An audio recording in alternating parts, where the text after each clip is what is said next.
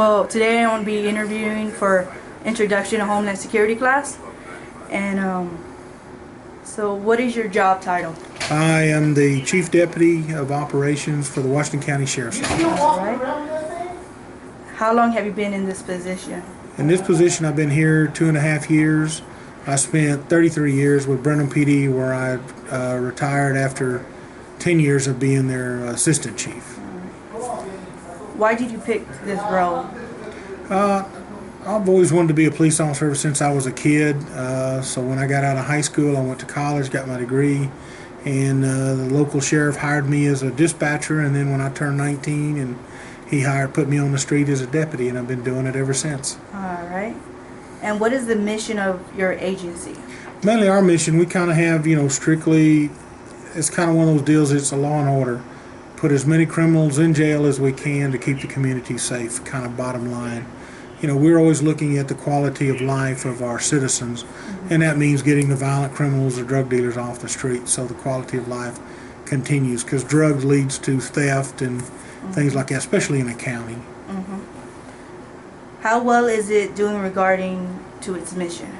I think we're doing fine on our objectives and our values as far as putting them in. We average about 150 arrests every month. Most of those are felonies. We transport all over the state of Texas, picking up criminals that commit crimes here and going elsewhere. So I think we're making it. We've created a few things to reduce thefts in the county, heavier patrols. We've increased what we call help us help you, where we leave cards where we check to where people can call in. We've really had a good impression with that. All right. So that's your typical work day, right? Or what would you consider your typical work day? Pretty much, being a chief deputy, right now I have 66 employees under me, from the patrol deputy on the street to the jailer in the jail. We house over 100 inmates a day on a daily average. So pretty much a lot of it depends sitting in this office doing paperwork on top of just reports, everyday supervision of. I have 5 command officers under me that kind of look out for everybody else. Plus I'm responsible for the entire agency's training, vehicle maintenance, ordering all the equipment, uniforms, weapon certifications, all that. So it's a pretty busy day, many hats. Yeah. What do you enjoy most about your job? Helping people. Most people that get into law enforcement, I think, truly down deep are the type people that want to help. They want to be involved.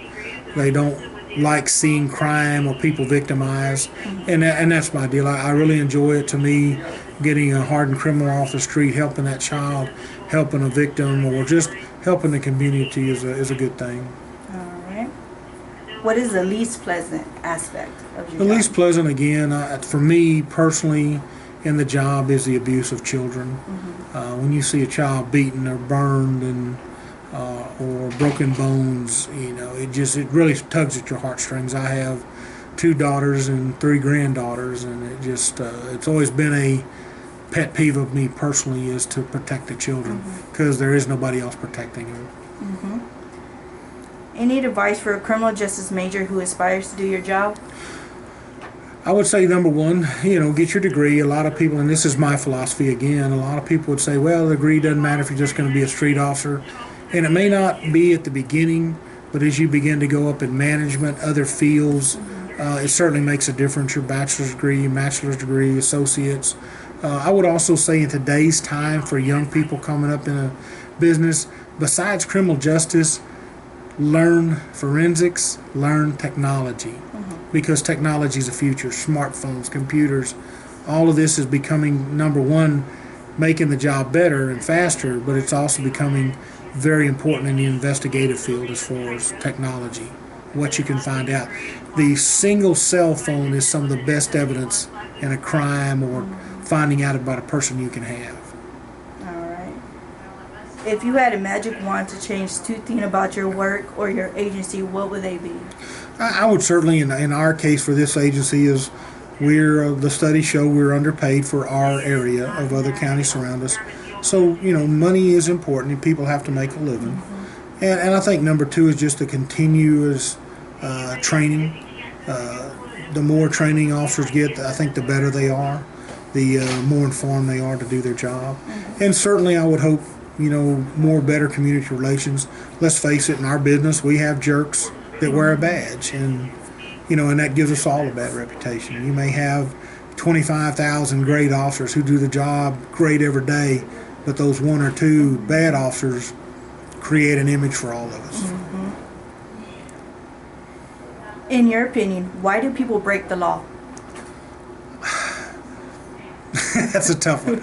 I will say this is I think every day some of us break the law every day. We speed a few miles over the speed limit. We jaywalk. We do little crimes. But the ones who truly break the law, I think there is a criminal element that they like it. It's how they make their living. Now, we all understand it, from what I've seen over almost 40 years, is drugs lead to one crime to another. But there's some people who want to live that lifestyle, and they like it. We all make choices in our life to be good, bad, indifferent, but some people choose to be criminal. Now, there are always those cases where people get caught up in something they shouldn't have, and that's what second chances are all about. Probation is to try to correct that. All right. What do you perceive to be our biggest threat?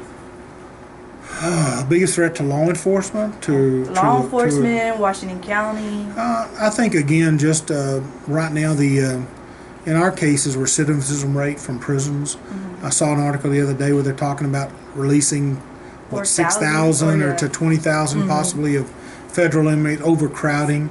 Well, a lot of times in society, when you get that influx back into it, like we had in the 90s when they were releasing, the prisons in Texas were at their maximum, releasing, quote, nonviolent criminals, but there are still some who may not change their lifestyle. So besides what we're dealing in, we're going to have to deal with that.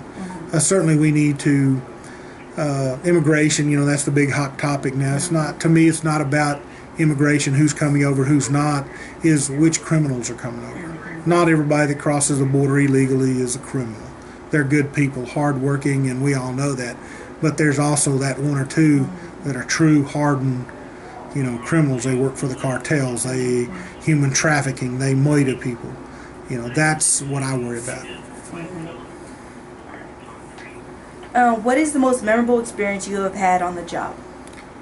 Oh, most memorable. To me, that there was two incidences in my career that I thought were pretty memorable. Both of them involved shootings.